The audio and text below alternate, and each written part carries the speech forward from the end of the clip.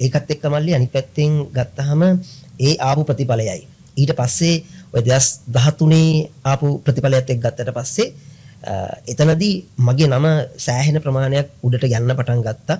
විශේෂයෙන්ම එතන හිටපු දරුවෝ රොයල් එක ආනන්ද නාලන්ද විශාඛා දේවි රත්නාවලී ඒ වගේ ප්‍රධාන පෙළේ සියලු පාසල් වල හොඳම ප්‍රතිඵල ටික තමයි මත් එක ඒ අවුරුද්දේ ආවේ. අයිබෝවන් ඔන්ලයින් අවකාශය මිලාන් පිටගල්දෙනිය නාමයෙන් දෙදරීමට නියමිතයි. අද අපි කතා කරන්නේ ඒ ගැන.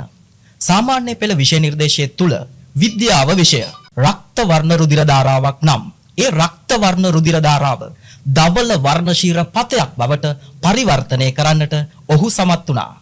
තම නාමය සන්නාමයක් බවට පරිවර්තනය කරගත් ඔහු මිලාන් පිටගල්දෙනිය. අයිබෝවන් සර්. අයිබෝන් මල්ලි.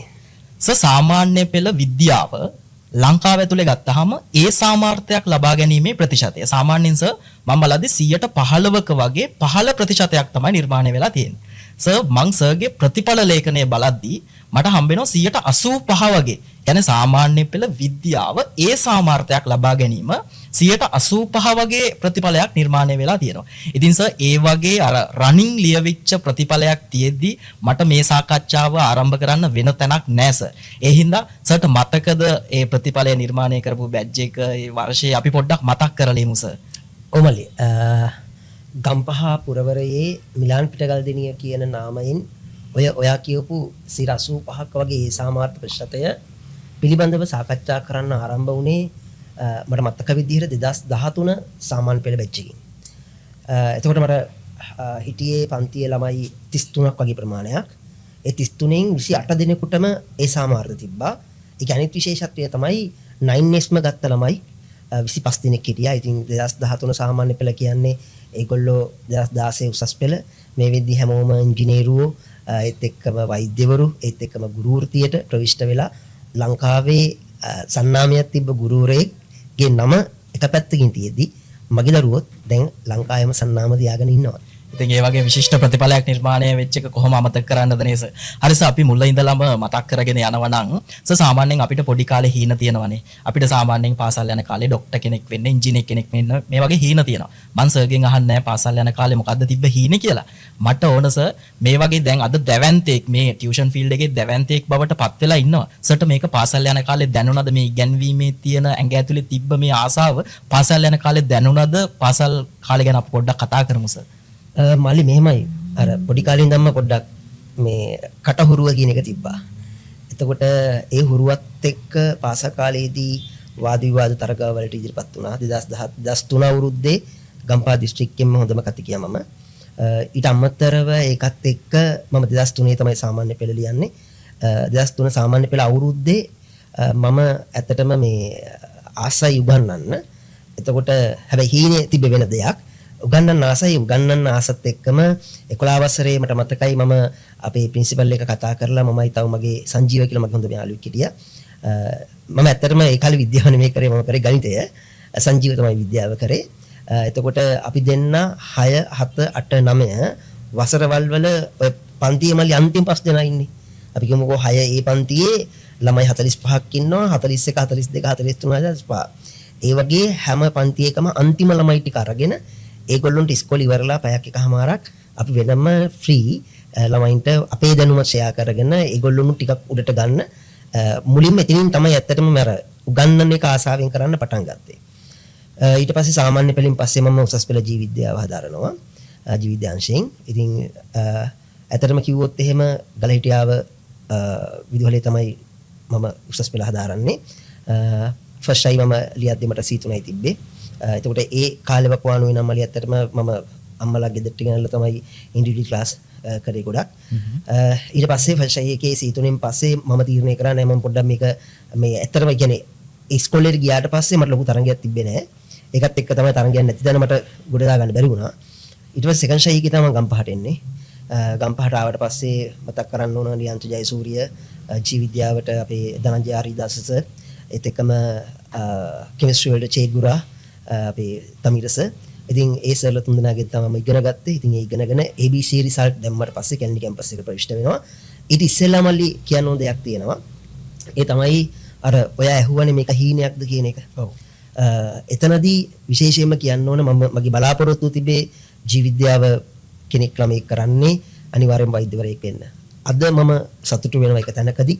ඒ තමයි මම එක පැත්තකින් වෛද්‍යවරයෙක් සාමාන්‍ය පෙළ ඉගෙන ගන්න විද්‍යාව ඉගෙන ගන්න ළමයි ටික තමයි මගේ ලෙඩ්ඩු ටික. එතකොට මම කරන්නේ මං හරියට බේත් දෙනවා. ඒ බේත් හරියට ගන්න ළමයා අනිවාර්යෙන්ම ඒ සාමාන්‍ය පෙළ විද්‍යාව ඒ සාමාර්ථය කියන එක අරගෙන එළියට සනීප කරගන්නවා. හරි ලස්සන කතාවක් කියන්නේ. මගෙන් ඉගෙන ගන්න ළමයි ටික තමයි ලෙඩ්ඩු ටික මම වෛද්‍යවරයෙක් කියලා කියන්නේ. හරි සර්. අද ටියුෂන් එක වෙන තැනකට ඇවිල්ලා තියෙනවා. අපි මේ කතා කරන්නේ අවුරුදු 20කට විතර කලින්. සර් අද මට ටියුෂන් එක පටන් ගන්න ඕන නම් ගොඩක් පාරවල් තියෙනවා, ඩිජිටල් මාකටිං තියෙනවා, FB බූස්ට් එකක් ගහන්න පුළුවන්. හැබැයි සර් පටන් ගද්දි මේ වගේ පරිසරයක් නෙමෙයි තිබ්බේ. කොහොමද සර් මේ ටියුෂන් එකට එන්නේ? එතකොට මොන වගේ ළමයි පිරිසක් ඉස්සරවම සහභාගී වුණාද? අපි කතා කරමු මේ අර අපි කියන්නේ ඒ කාපු කට්ට ගැන පොඩ්ඩක් මතක් කරමු සර්.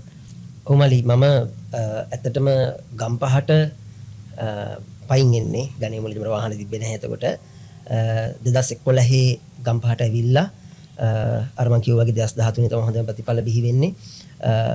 ඒ ආවට පස්සෙත් ඇත්තටම මතක් කරන්න ඕන මම මුලින්ම ගම්පහ ඒ මාත් එක්ක සම්බන්ධ වෙච්ච ළමයි සහ ඒ ළමයිගේ දෙමෝපිය විශේෂයෙන්ම 6-11 උගන්වනවා කියන්නේ දෙමෝපියන්ගේ ආభాෂය කියන එක දරුවට මාරු විදිහට වටිනවා.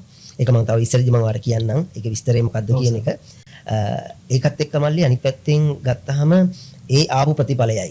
ඊට පස්සේ ඔය 2013 ආපු ප්‍රතිඵලයත් එක්ක ගත්තට පස්සේ එතනදී මගේ නම සෑහෙන ප්‍රමාණයක් උඩට යන්න පටන් ගත්තා. විශේෂයෙන්ම එතන හිටපු දරුවෝ රොයල් එක ආනන්ද නාලන්ද විශාකා දේවි රත්නාවලී ඒ වගේ ප්‍රධාන පෙළේ සියලු පාසල් වල හොඳම ප්‍රතිඵල ටික තමයි මත් එක ඒ අවුරුද්දේ ආවේ. ඒත් එක්කම එතනින් එහාට ඇත්තටම ගම්පහ ප්‍රදේශය තුල දැවැන්ත චරිත හිටියා. විශේෂයෙන්ම ගණිතය සඳහා අපේ ප්‍රියන්ත කොඩිකාර සර් කොඩිකාරසගේ දුවත් මගේ පන්තිකින් ඉගෙන ගත්තේ. ඒත් එක්කම ඉංග්‍රීසි වලට හිටියා අපේ දයානන්ද සර් හිටියා. එතකොට ඒ සර්ගේ රවින්ද්‍ර රත්න සර්. එතකොට ඒ සර්ගේ දුවත් මගෙන් ඉගෙන ගත්තා. ඉතින් ඒ සර්ලගෙත් ඇත්තටම ආශිර්වාදය ලැබුණා. ඊට අමතරව සියලුම පාසල් වල ඉන්න විද්‍යා ගුරුවරු එතුම අනෙකුත් ගුරුවරු ගොඩාක් අයගේ දරුවෝ මගේ පන්තිවලින් තමයි ඉගෙන ගත්තේ. ඉතින් හැමෝගෙම ආශිර්වාදය තුල තමයි 2016 වගේ වෙද්දී ගම්පහ වැඩිම ප්‍රමාණයක් ප්‍රතිඵල දෙන වැඩිම ළමයි සංඛ්‍යාව සහභාගී වෙන මම හිතන්නේ ළමයි 2000කට ආසන්න ප්‍රමාණයක් ළමයි හිටපු එකම විද්‍යා පන්තිය තමයි මගේ පන්තිය. ඒ ප්‍රධානම හේතුව තමයි ප්‍රතිඵල මතම ගොඩනැගෙන එක. ප්‍රතිඵල මත ගොඩනැගුණු පන්තියක් කියන එක අපිට පැහැදිලිස. එතකොට දැන් ගොඩක් අවස්ථා අපි පටන් ගත්ත 85% ප්‍රතිඵලය ඒ වගේම අර සර් කිව්වා සර් මතු කරා ප්‍රධාන පාසල් වල වැඩිම ලකුණු ලිස්ට් එක සර්ගේ විතරයි ඉඳලා තියෙන්නේ අපිට කතා කරද්දි තේරෙනවා. ඉතින් සර් මම අහන්නේ මොකද්ද මේ ප්‍රතිඵල මත ගොඩනැගුණු පන්තියන්නේ? එතකොට ප්‍රතිඵල මේ මට්ටමට ගේන්න සර්ගේ මොකද්ද සර්ගේ පන්තිය තුල සර් කරන විශේෂත්වය අපි අහුවොත් සර්ගේ රහස මොකද්ද කියලා මොනවද කරන්නේ? සර්ගේ රහස මොකද්ද කියලා ඒක රහසක් නේද කොට. අපි කියමුනේ සර්. ඒ කියන්නේ ඒක රහසක් කියන්නේ මේකයි. ඇත්තටම සයන්ස් කියලා කියන්නේ ජීවිතේ වගේ විෂයක්. එතකොට හැබැයි මම දැක්ක දේ තමයි මේක ගොඩක් අය තේරුම් ගන්න තියෙන එක අමාරුයි කියලානේ. ඔව් සර්. හැබැයි සයන්ස් කියන එක අමාරු නෑ. මේක ලේසි. ඒ ලේසි වෙන්නේ ඒක හරියට ඔලුවට දාගෙන ඒ විදියට ඉගෙන ගත්තොත් විතරයි. හැබැයි ගොඩක් වෙලාවට අපේ ළමයි කරන්නේ ඕක කටපාඩම් කරන එක. ඒ කටපාඩම් කරනවත් එක්ක ළමයට ඒක තේරෙන්නේ නැහැ මොකද්ද මේ යන්නේ කියන සිස්ටම් එක මදික තේරෙන්නේ නැහැ. හැබැයි මම ක්ලාස් එකේ දෙමව්පියෝ ළමයි ගුරු රැමෝ දන්නවා කටපාඩම් කරවන්නේ නැහැ. ළමයාට තර්කය මොකක්ද කියන එක පැහැදිලි කරලා දෙනවා. ඊට අමතරව ළමයාගේ විෂයානුකූලව ඒ අදාළ ප්‍රායෝගික පැත්ත මොකක්ද කියන එක පැහැදිලි කරලා දෙනවා.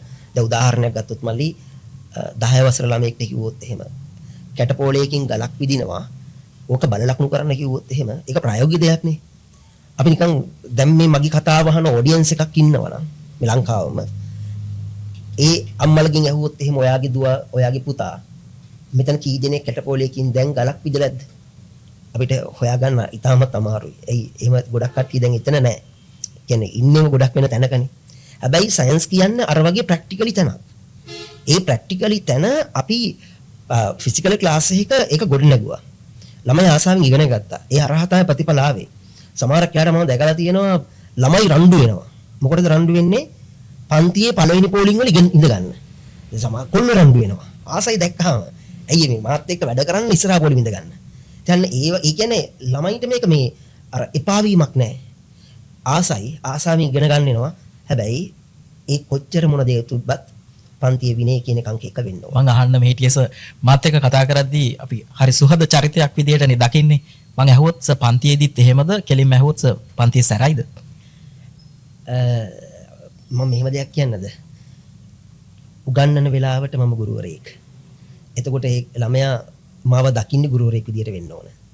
හැබැයි එහෙමයි කියලා මම දරුවන්ගේ ප්‍රශ්න අහන්න නැතුව ඉන්නේ. එක වෙලාවකට මම ඒ දරුවන්ගේ හොඳම යාළුවා. එතකොට මට ඇවිල්ලා හැමදේම කියනවා. එක වෙලාවකට අම්මට කියන්න බැරි තාත්තට කියන්න බැරි ප්‍රශ්න ඒ ළමයිලා මාත් එක්ක කතා කරනවා. ඒක අනවශ්‍ය දේවල් නෙමෙයි. ඒ කියන්නේ දෙමෝපියන්ට කියන්න බැරි පොඩි ගැටලු තියෙන්න පුළුවන්. මම මොකද මම උගන්වන්නේ 6 සිට 11 වසර දක්වා පන්ති. සමහර දෙමෝපියන් හරි ස්ට්‍රික්ට් කට්ටිය ඉන්නවනේ. ප්‍රශ්නයක් කිව්වොත් ඇඟට ගොඩ වෙන අය. හැබැයි සමහරක් වෙලාවට දරුවෝ මට කියලා මගේ ලව්වා දෙමෝපියන්ට කියවනවා. ඒ වගේ ප්‍රශ්න කීපයක් වෙලා තියෙනවා. එතකොට දැන් ඒකෙන් මම දැක්ක දේ තමයි ඒ දරුවෝ මට මාර ආදරේ. හැබැයි බයයි. ඒකේ අවසානයේ තමයි හොඳ ප්‍රතිඵලයක් ගොඩනගෙන එක. ඒ ප්‍රතිඵලය තුල මම දකින දේ අදටත් මම පාර යද්දී හැම ආම්බුලන්ස කොහොමද කියලා අහන තත්ත්වෙට ඇත්තටම ළමයි එතනට ඇවිල්ලා තියෙනවයි කියන්නේ අර මම එදා දැක්ක කැඩපතක්. ඒ කැඩපතෙන් මම දකින දේ අද මට චිත්‍රයක් විදිහට ලයිව් විදිහට මට ඇවිල්ලා දැන් පේනවා. ඉතින් ඒක මම ගොඩක් සතුටුයි. විනයත් එක්ක ආදරණීය බව සහ ඒ හැම දෙයක් එක්කම ගොනු වෙච්ච ප්‍රතිඵල මත හැඩවෙච්ච පන්තියක් තමයි වගේ පන්තිය. හරි ලස්සන කතාවක් කියනවා. ළමයි මට මාර ආදරෙයි හැබැයි බයයි. අපිට ඕන දෙකම තියෙනවා.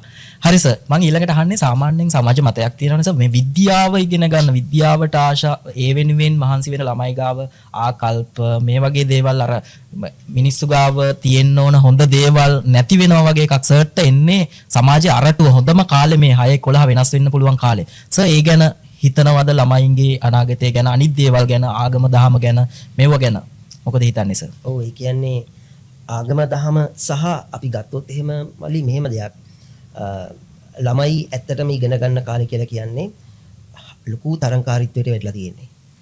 ඒ කියන්නේ 6 වසරින් ඉඳන් 11 වසරට දරුවෝ ගත්තොත් එහෙම ඒගොල්ලෝගේ අර අපි කියන්නේ මේ ලයිෆ් එක හරි බිසි. කියන්නේ අපි ඒ කාලේ ඉගෙන ගත්ත විදියයි දැන් දරුවෝ ඉගෙන ගන්න විදිය හරි වෙනස්.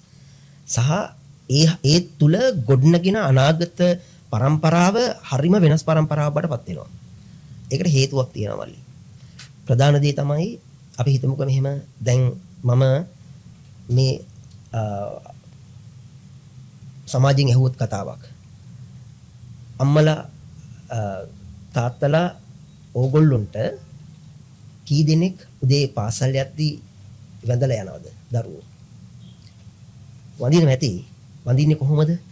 මෙන්න වැඳා බයි තාත්තා බයි මමා කියලා ගියා. නමුත් බුද්ධාගමේ දරුවන්ට අපි කියලා තියෙනවා පොඩි කාලේ ඉඳන්ම අම්මට වඳින ගාතාවක් තියෙනවා තාත්තට වඳින ගාතාවක් තියෙනවා ඒ ගාතාව කියලා වැඳලා යන්න කියලා.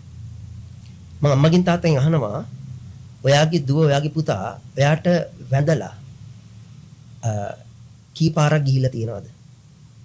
එහෙම වැඳලා ගිහිල්ලා තමන්ගේ ඇත්ත ආශිර්වාදය අරගෙන අම්මා කෙනෙක්ගේ කකුල් දෙක ගාව දණ්ඩ ගහලා ඒ යම් කාලයක් ඒ ගාතාව කියද්දී ඒ අම්මට ලොකු හැඟීමක් එනවා. ඒ හැඟීම ප්‍රකාශ කරන්නේ ඔළුව අත ගාලා. හැබැයි අද අම්මට ඔළුව අත ගන්න බෑ. කකුල් නැමෙන්නෙත් නෑ, ඇඟ නැමෙන්නෙත් නෑ, ඔළුව විතරයි නමන දුවනවා. ඔන්න ඔතන ඉඳන් මල්ලි අපි මේ සමාජය හදන්න ඕනේ. මම ඒ කාලේ පන්තියේ මම ওই කතාව හැදුවා. ඒ අම්මලා අඬනවා ඇවිල්ලා. ඒ කියන්නේ එක අම්මා කෙනෙක් මට අදටත් මතකයි මේ එයාගේ නංගිටත් ගිහිල්ලා කිව්වලු එතකොට නංගි හිටියේ 5 වසරේ මෙයා පුතා 8 වසරේ අද හෙට උදේ ඉඳලා ඉස්කෝලේ යද්දී අම්මටයි තාත්තටයි ගාතාව කියලා වැඳලා යන්න ඕන කියලා. ඊ අම්මයි තාත්තයි අම්මා අවිල්ලා මාත් කතා කරලා සර් එක වසරෙන් ඉස්කෝලේ ගියාට පස්සේ අවුරුදු 8කට පස්සේ පුතා දන ගහලා මට අද වැඳලා ගියා. ඒක අමාර දෙයක් නේ මල්ලි. ඒ කියන්නේ අම්මගේ ආශිර්වාදය ලොකුවට මේ දරුවට ලැබෙනවා. අන්න ඕක තමයි ආකල්ප කියන්නේ. ඒ විතරක් නෙමෙයි අපි දරුවන්ට දෙන්න ඕන ටාගට් එකක්. මම සරල උදාහරණයක් කියන්නම්කෝ. මගේ තාත්තා මට කියනවා එතකොට මම 10 වසර අවුරුදු 15යි. චූටි පුතා කියලා කියන්නේ. මගේ පවුලේ ඉන්නවා මමයි අයියයි මල්ලි හිටියේ. එතකොට චූටි පුතා මෙහෙන්න කියලා මට කිව්වා හරි 10 වසරේ තාත්තා රට හිටියේ රට ඇවිල්ලා රට ගිහිල්ලා ලංකාවට ආවට පස්සේ හොඳට අහගන්න මම මේ කියන දේ. ඔයාට අවුරුදු 10ක් දෙන්නම් කිව්වා. ඒ කියන්නේ 15 ඉඳලා 25 දක්වා. ඔයා අවුරුදු 75ක් මෙහි ජීවත් වෙන්නකො ලංකාවේ ලෝකෙ. එතකොට මෙතන අවුරුදු 10යි අතන අවුරුදු 50ක් තියෙනවා. ඔයාට ඔප්ෂන් දෙකක් තේරුම් ගන්න දෙන්න ඕන. එකක් තමයි ඔයාට මේ අවුරුදු 10 විඳවන්න පුළුවන්.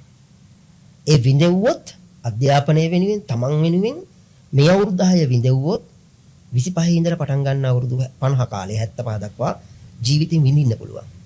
හැබැයි ඔයාට තව එකක් තියෙනවා. මම ඔයාට පොඩි කාලේ ගැහුවා තමයි. තාත්තා මම මොන තරම් පොඩි කාලේද නේ? ගැහුවා තමයි. හැබැයි දැම්මට උඹට ගහන්න කාලයක් නෙමෙයි දැන් එළඹෙන්නේ. දැන් ඔය මනස පාවිච්චි කරන්න ඕන. හැබැයි මතක තියාගන්න මම හම්බ කරන සල්ලි ඔබ මේ කාලේ විඳින්න ගත්තොත් එතනින් එහාට එන අවුරුදු 50 විඳවන්න වෙයි.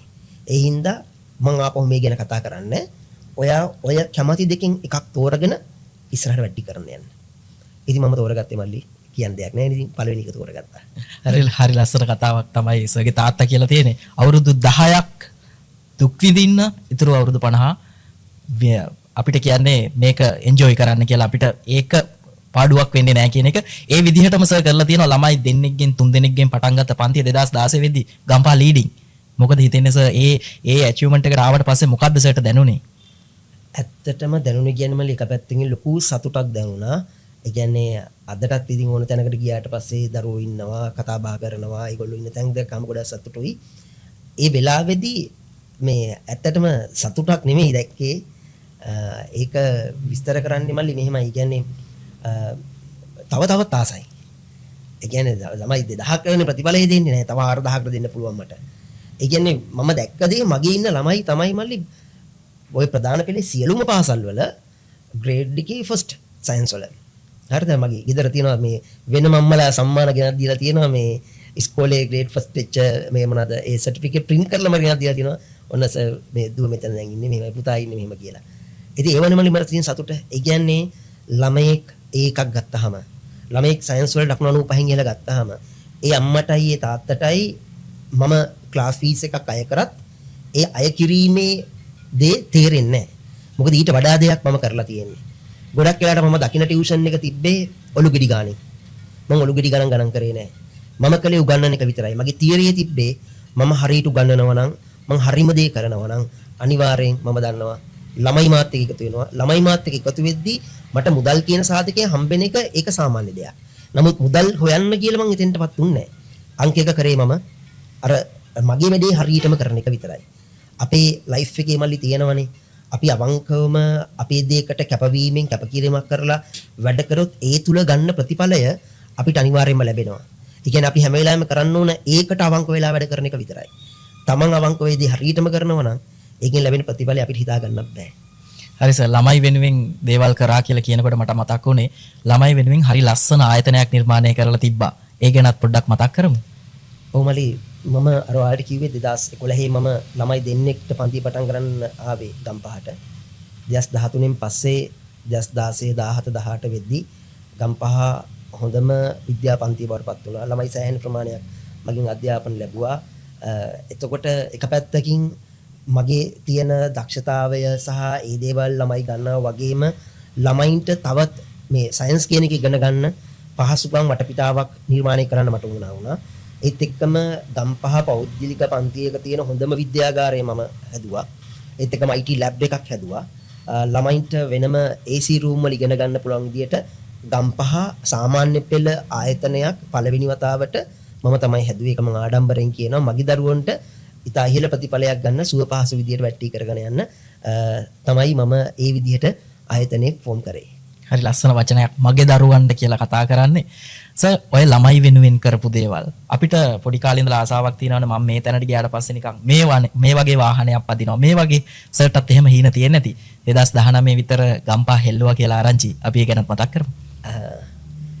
2019 උමලි මෙහෙමයි මේ ඒක පොඩ්ඩක් නිකන් උන විදිහත් මම කියන්නම්. Facebook එකේ මම පොඩ්ඩක් ඉද්දි එක වාහනයක් දැක්කා. ඇත්තම ගන්න කියලාවත් එහෙම නෙමෙයි නිකන් දැක්කහට පස්සේ මේ මම සාමාන්‍යයෙන් ඕන දෙයක් කියද්දි කරද්දි අම්මගෙන් ඔය වයිෆ්ගෙන් චුට්ටක් නිකන් අහනවා නෙමෙයි කියන්නේ ඒකට අහනවා කියලා කියන්නේ අපි ඒක නිකන් අර අපි කියන මාධ්‍යයට දාලා බලනවා මොකක්ද දෙන ප්‍රතිචාරය කියලා බලන්න. ඊට පස්සේ ওই කතාව මම අම්මට නිකන් කිව්වා පෙන්නුවා. ඊට පස්සේ වයිෆ්ටත් පෙන්නුවාට පස්සේ විකාර කරන්න එපා. ඔය වාහන දැන් ඕනේ නැති. ඒකවලත් මම වාහන දෙකක් තිබ්බා. ඇති කියලා කිව්වා. ඒ කියන්නේ මට අර ගන්න එපා කියලා නෙමෙයි කියන්නේ කියලා මට තේරුණා. හැබැයි ඉතින් වාහන දෙකක් බැලුවා 2018 brand new Prado එකක් බැලුවා 250 එකක්. ඊට පස්සේ 2018 brand new i8 එකක් බැලුවා. ඊට පස්සේ මම අපේ මල්ලිගෙන් පොඩි මල්ලිගෙන් ඇහුවා මේ දිගෙන් මොකද්ද හොඳ කියලා. අයියේ Prado නම් හැමතැනම තියෙනවා. i8 එකක් ගමු කිව්වා. ඉතින් ඊට පස්සේ එදා උදේ පාන්දර ගිහිල්ලා මලින් ඇහුවා i8 හරියට i8 එක ගමු කිව්වා. එහෙනම් එහෙම ගියා තිමිටිගස්සයායේ අදාළ තැනට. ඉතින් එතනට ගියාට පස්සේ එදා විශේෂ දෙයක් වුණා. ඒ තමයි ලංකාවෙම i8 brand new තියෙන දෙකයි. ඒතකොට ඒ දෙක බලන්න ගිහිල්ලා තිබ්බේ මමයි ලංකාවේ ඉන්න ප්‍රධාන වේග පන්දු යවන්න ලසිත් මාලිංගයි විතරයි. ඉතින් ලසිත් සහ මම පැදලා දෙන්නම ඕකේ කරා. ඊට පස්සේ ඉතින් මම i8 එක ගම්පහට ගෙනාවා එයා ගෙනිච්ච ගාල්ලට. ඔක තමයි ඉතින් i8 එක ගම්පහට ආව පළවෙනි වතාව. එතනින් පස්සේ ඉතින් i8 එක ආදරෙන් බලාගත්තා. ඒකත් එක්ක ජීවත් වුණා. ඒ හරහා එක පැත්තකින් තවත් ළමයි වැඩි වුණා. ඒ කියන්නේ ඒක හරි අමුතු දෙයක් මල්ලි. එතනදී මම දැක්ක දේ තමයි මේ දැන් මේ සමාජෙ චුට්ට එන්න වෙනස් වෙන්න පටන් අරන් ගන්නවා වගේ දෙයක් මට නිකන් හැඟීමක් ආවා. අර දැන් නිකන් ළමයි රැල්ලට එකතු වෙන්න පටන් ගත්තා මා ගාවට. i8 එක පදින සර්ගාවට තමයි අපි යන්නේ. හැබැයි එහෙම එන සෙට් එක ආපහු අනිත් පැත්තට හැරිලත් යනවා. මොකද සමහරක් වෙලාවදී මම ළමයි පන්තියට බාර ගන්නෑ නැහැ. ඒ කියන්නේ අර grade 6 වල ඉඳන් මම ප්‍රැක්ටිස් කරන් ආපු ළමයි ටික මලි grade 10 වල ඉද්දී ඒගොල්ලෝ හරි වෙනස් විදිහට මාත් එක්ක වැඩ කරන්නේ. එකපාරටම 10 වසරේදී මගේ පන්තියට ආසින් පාත් වුණා වගේ පාත් වුණ ගමන් මම දන්නා මම මාත් එක්ක වැඩ කරන්න බෑ කියලා. එතකොට ඒගොල්ලොන්ටත් වෙනම ප්‍රෝග්‍රෑම් එකක් දීලා වැඩ කරන්න කියලා මේ හදලා ඉවරලා අන්න වැඩ ටික අපිට කරගෙන යන්න පුළුවන්. ඉතින් ඒකත් එක්කත් ළමයි එකතු වුණා. ඊට පස්සේ ඉතින් තව යාළුවෝ එකතු වුණා. අපේ කුසා ජනිත් පෙරේරත් i8 එකේ තමයි වෙඩින් එකකින් පස්සේ ගියේ. ඉතින් ඔය වගේ ලස්සන අතීතය තියෙනවා i8 එකත් එක්ක ගත්තොත් එහෙම. මරු ඒ කියන්නේ ලසිත් මාලිංගත් එක්ක ගත්තා කියලා කිව්වේ ලසිත් කියද්දි අපිට යෝකකින් ලෝකේ. ඉතින් අනිත් පැත්තෙන් බැලුවොත් සයන්ස් කින් තමයි ඉස්සරහදී ඔයාලට මේක දැනේ. මේ ගිහින් තියෙන්නේ. සෝ ඔතන ගත්ත වාහනේ අය දුන්න තැනත් පොඩි විශේෂත්වයක් තියෙනව නේද? අපි පොඩ්ඩක් මතක් කරමු. විකුණපු තැන. ගත්ත i8 එක. ඔව්. මම i8 එක අරගෙන ඇත්ත ලොකු විකුණන අදහසක් තිබ්බේ නෑ. ඊට පස්සේ එක දවසක් ආවා හවස් වරුවක කෝල් එකක් ආව මට. ආවේ මගෙන් 2014 බැජ් එක ගෙන ගත්ත දැන් මං හිතන්නේ ලංකාවේ ඔන්ලයින් අධ්‍යාපනය තුළ භෞතික විද්‍යාව උගන්වන ගුරුවරුන්ගෙන් අංක 1 ඉන්න වැඩිම ප්‍රමාණයක් දරුවෝ ඉන්න හොඳ ප්‍රතිඵල බිහි කරලා තියෙනවා. මම හිතන්නේ මේ පාරත් අයිලන්ඩ් ෆස්ට් ආවේ අනුරාධ පෙරේරා. අනුරාධ පෙරේරගෙන් කෝල් එකක් ආවා. සර්ගේ i8 එක මට ඕනේ කියලා කිව්වා. මම ඔය ඇයි එකපාරටම කියලා. ඊට පස්සේ සර් මගේ හෙට බර්ත්ඩේ එක 25 වෙනි බර්ත්ඩේ එක. එතකොටත් මම අර තාත්තා මට කිව්ව කතාව මම අනුරාධලට කියලා තිබ්බේ. එතකොට 25 වෙනි බර්ත්ඩේ එකේදී සර් ඔන්න මගේ වැඩ ටික හරි. මම දැන් ජීවිතේ හදාගෙන තියෙන්නේ. සර්ගේ i8 එක ඕනේ කිව්වා. ඊට පස්සේ ඇතරම මම මගේ ආස වාහනේනේ. එක පැත්තකින් එයාටත් වටන මටත් වටන මම ගත්තේ ගානක් හැබැයි වැඩි ගානකට ඒ වෙලාවේ තිබ්බ ගානත් එක මම කිව්වා. හරිස ගැටලුවක් නැහැ සර් මම දැන් එනවා ගන්න. එහෙම ආවා ඉතින් account එකට transfer සල්ලි දැම්මා. එහෙම වාහනේ අරන් ගියා. මට එක පැත්තකින් සතුටු මගේ ගෝලයෙක්ම ඇවිල්ලා ඒ වාහනේ අරගෙන ඒ වැඩ ටික කරන එක ගැන. සහ එක පැත්තකින් තව සතුටක් තියෙනවා. දැන් මගෙන් ඉගෙන ගන්න ගෝලියොත් අනුරාධගේ පන්ති යනෝනේ. එතකොට ඒ කියන්නේ ඒ ගෝලියෝම ඇවිල්ලා මට කියනවා ගෝලියෝන්ගේ දරුවෝ දෙමව්පියෝ ඇවිල්ලා මට කියනවා සර් මේ සර්ගේ අනුරාධ සර්ගේ වෙනසක් නැහැ. අර සර්ුත් අර පෑන් පාවිච්චි කරන්න කියන්නේ ඒ කාලේ. සර්ගේ විදිහටම තමයි අනුරාධත් කියන්නේ. ඉතින් මම කල්පනා කරා රයිට් අනුරාධ මගේ ගෝලයෙක්නේ. ඒක අනිවාර්යෙන්. ඉතින් කොහොමත් එකම දේ තමයි ඉස්සරහට දුවන්නේ කියන එක. ඉතින් ඒක මට ලොකු සතුටක් ඒ පැත්ත ගත්තා. හරි ලස්සන කතා ගොඩක් එක දිගට ඒ විදිහට ගලාගෙන යන්නේ. ඉතින් දැවැන්තයෝ බිහි කරපු දැවැන්තයෙක් තමයි මේ අපි ඉස්සරහා ඉඳගෙන ඉන්නේ. සර් හිටපු තැන අපිට හරි පැහැදිලි. සර් කියන මල්ලිගෙන් මම ඇහුවා කියලා මේක ගන්නද ලංකාවේ වෙනකොට තිබ්බ දැවැන්තම වාහන දෙකක් පෙන්නලා මේ යහන්නේ මේක ඕකද ගන්න කියලා උදේ ගිහිල්ලා අරන් එන්න. හිටපු තැන පැහැදිලි. මම දැන් අහන්නේ සර්ට මේ බිම තියෙන චෝදනාව මේ මට්ටමේ ඉඳලා මේ උඩම ලෙවල් එකේ ඉඳලා ඇයි සර් පන්ති නවත්තන්නේ? පන්ති නවත්තනවා කියලා කියන්නේ මල්ලි මෙහෙමයි. ඔයා දකින්න ඇති 2019 ලංකාව ඇටැක් කරා සහරන්. ඒකත් එක්ක මේ සමාජය තුළ හරි අමුතු විපර්යාස ප්‍රමාණයක් ඇති වෙන්න පටන් ගත්තා. ඊට පස්සේ කොවිඩ් සීසන් එක ආවා. කොවිඩ් එකේදී මම දැක්කා තවත් සමාජ වෙනස් වෙන්න බලනවා. ඒත් මට පුළුවන් විදිහට මම උපරිම තාක්ෂණය යොදලා ඒ දවස්වල ඒ කියන්නේ මම තමයි මුලින්ම මල්ලි ස්මාර්ට් මොනවාද රූම් එකක් හැදුවේ, ස්ටුඩියෝ එකක් හැදුවේ. සම්පූර්ණම ස්මාර්ට් බෝඩ් අරගෙන පළවෙනි ස්මාර්ට් ක්ලාස් රූම් එක තිබෙත් මගේ. ඒ හැමදේම කරලත් මට මං ගැනම කලකිරීමක් ඇති වුණා. හේතුව මම හැම වෙලාවෙම ඉගන්නුවේ දරුවන්ට අර ෆේස් ටු ෆේස්. මේ සයිකොලොජි වල මල්ලි තියෙනවා එක දෙයක්. දැන් ඔයයි මමයි මෙහෙම කතා කරනවානේ. හරිද? ඔයා එක ස්ටුඩියෝ එකක ඉඳලා මම වෙන ස්ටුඩියෝ එකක ඉඳලා අපි දෙන්න කතා කරනවා කියමුකෝ. අපි දෙන්නගේ කතා බහ තුල ෆීලිං එකක් අපි දෙන්න දැනෙන්නේ. ඒ කියන්නේ මට පන්තියේදී ළමයාට කතා කරද්දී ඒ ළමයා මං කියන දේ හොඳට ග්‍රහණය කරන්නේ ළමයාගේ අවකාශය තියෙන්න ඕන. හැබැයි ඔන්ලයින් එකේදී අවකාශය නැති වෙන්න පටන් ගත්තා. මම ඒ බොහොම උපරිම try කරා ඒක තියාගන්න. එක දේවල් කරා. ඒත් ළමයා ඉන්නේ වෙන තැනක මගව තවමත් තියෙන වීඩියෝස් මම යවන්න ඔයාලට. ඒ තමයි මේ අම්මා කෙනෙක් මගේ දැන් පන්ති යනවා ෆෝන් එකකින් ළමයා බලනවා. කොල්ලා මොකද කරන්නේ? බෝලේ ගහන උඩට අල්ල ගන්න. ගහනවා අල්ලනවා. පන්ති ඔහි යනවා. අර ඒ වගේ හරි වෙනස් විදිහට තමයි මේ දේවල් උනේ. එතකොට ඔන්ලයින් එක හරහා මම බැලුවා මේ යන concept එක දැන් වැරදි. මේක හරියන්නේ නැහැ. එතකොට මම පුළුවන් උපරිම try කරා මගේ පැත්තේ ඉඳන් මගේ වැඩේ ටික plan කරලා කරන්න. නමුත් දරුවෝ වෙනස් වෙන්න පටන් ගත්තා. දෙමෝපිය වෙනස් වෙන්න පටන් ගත්තා. ඒ හරහා මමත් වෙනස් වෙන්න පටන් ගත්තා. ඊට පස්සේ ඇත්තම කිව්වොත් එහෙම මම අතහැරියා. නැවැත් වෙන අතහැරියා. ඒ අතහැරලා දැන් ඉස්සරහට වෙන දේ මම බලන් ඉන්නවා. හරි සර්. එතනින් නැවතුවා කියලා ඇතෑරියා කියලා කිව්වා. මම දැන් අහන්න ලෑස්ති දැන් එන්න තීරණය කරේයි කියලා මම හේතුව දන්නවා. මම සර් එක්ක ඇවිදිද්දි මට තේරෙනවා ඇයි එන්න හේතුව සමාජයෙන් එන ඉල්ලීම් ප්‍රමාණය. ඇයි සර් ඇත්තටම මේ වෙලාවෙ එන්න තීරණය කරේ? ප්‍රධාන දේ තමයි මල්ලි දෙමෝපියෝ. ඒ කියන්නේ දෙමෝපියන්ගේ ලොකු ඉල්ලීමක් තියෙනවා. අනේස එන්නකෝ. මොකද හේතුව ඒ දෙමෝපියෝ දන්නවා සහ මගේ පන්ති වල හිටපු දරුවන්ගේ නංගිලා මාලිලාගේ වෙනස් වීම මේ දරුවන්ටම තේරෙනවා. අනේ සයිවිල පන්තිය කරන්නකො. ඒ විතරක් නෙමෙයි මම ඒ කාලේ ආයතන ගොඩක වැඩ කරා. ඒ ආයතන වල ගුරුවරු ඇවිල්ලා මට කියනවා සර් පන්තියක් කරන්නකො ඇවිල්ලා. එතකොට මම දැනගත්තා එක දෙයක්.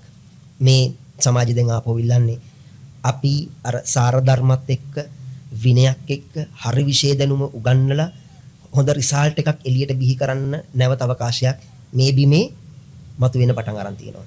මම ඒකට හරි කැමතියි. ඒ කැමැත්ත උඩ තමයි මම නැවත මෙතෙන්ට එන්නේ. හැබැයි දැන් මම ආපහු මෙතෙන්ට එන්නේ ආපහු හැරිලා යන නෙමෙයි. ලංකාවටම ලොකුම වැඩක් කරලා තමයි මම මෙතනින් ආපහු බහින්නේ. ලංකාවට ලොකු වැඩක් කරන්න ලෑස්ති කියන එක බලන් ඉන්න ඔයාලට තේරෙනවා ඇති. ඉතින් සර් මම අහන්නේ සර් අයින් වෙද්දි තිබ්බ පිච් එක නෙවෙයි දැන් තියෙන්නේ. දැන් වෙනස් අලුත් මුහුණු ඇවිල්ලා තියෙනවා. ටියුෂන් එක වෙනස් වෙලා තියෙනවා.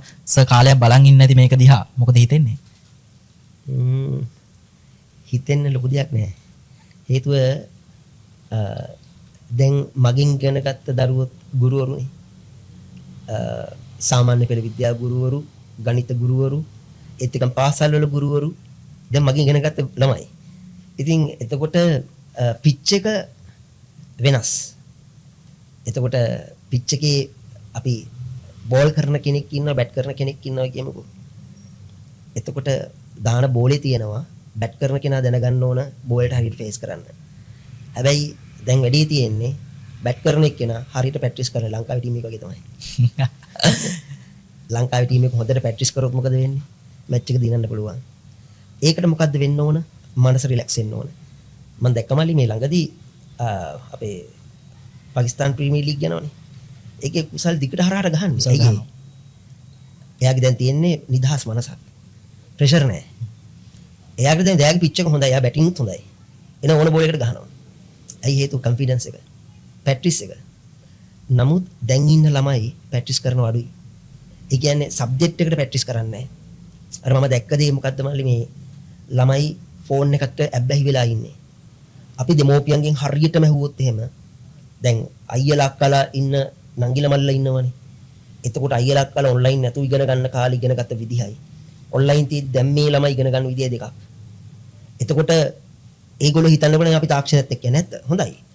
තාක්ෂණය පාවිච්චි කරන්න පුළුවන් ක්‍රමවේද තියෙනවා.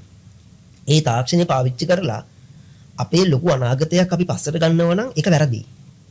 ඒතර අපි හැම වෙලාවෙම කරන්න ඕනේ තාක්ෂණය හරියට ප්‍රයෝජනට අරගෙන අපේ අනාගතේ මේට වඩා හොඳ තැනකට ගෙනියන එක. ඒක කරන්න නම් හරි නිවැරදි දැක්මක් තියෙන්න ඕනේ.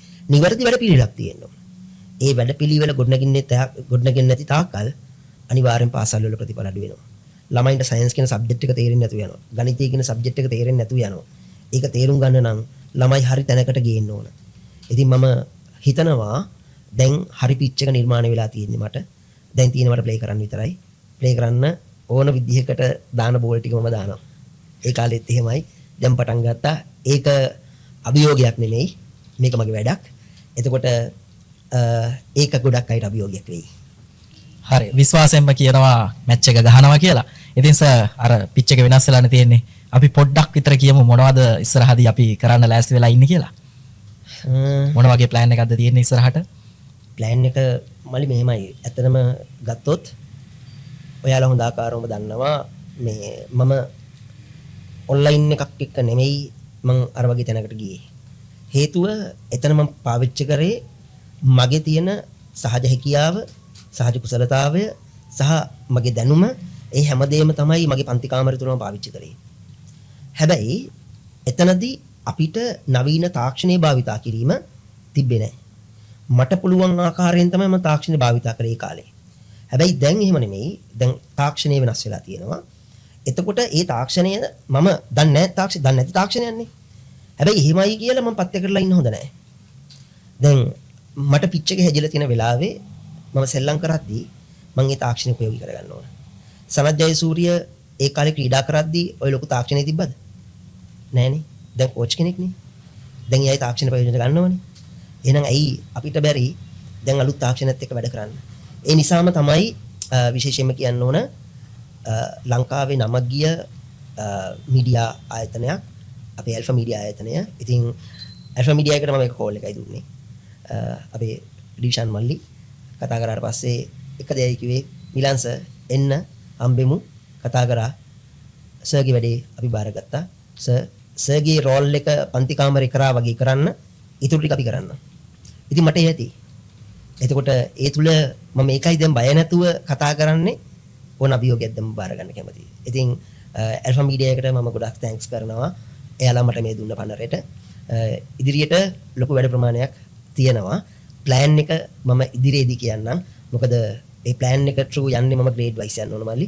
ඒ ග්‍රේඩ් වයිස් යද්දී ඒ එක එක ග්‍රේඩ් එකට ළමයාට ඒක හරියටම සබ්ජෙක්ට් එක ඔළුවට යන විදිහට ප්ලෑන් එක හදලා තියෙනවා. ඉතින් අපි ඉදිරියේදී මම මේ ප්ලෑන් එක පැහැදිලි කිරීමක් කරන්න. හරි සර්. සර් විශ්වාසයෙන් කියනවා ඇල්ෆා මීඩියාත් එක්ක එකතු වෙලා ඉන්නේ. සර් ලෑස්ති කියන එක පැහැදිලි කතා කරන විදිහෙම ඔයාලට තේරෙනවා ඇති. සර් විශ්වාසයෙන් කියනවා සර්ට ලෑස්ති වෙන්න දෙයක් නැහැ. ඉතින් බලන් ඉන්න ඔයාලට කියන්නේ ඔයාලටයි ලෑස්ති වෙන්න තියෙන්නේ. ඉතින් බොහොම ස්තුතියි සර් ඇල්ෆා මීඩියා අපෙත් එක්ක එකතු වුණාට. මම පටන් ගත්ත විදිහටම වැඩේ ඉවර කරන්නම්. ඔන්ලයින් අවකාශය මිලාන් පිටගල්දෙනිය නාමයෙන් දෙදරීමට නියමිතයි. Thank you very much.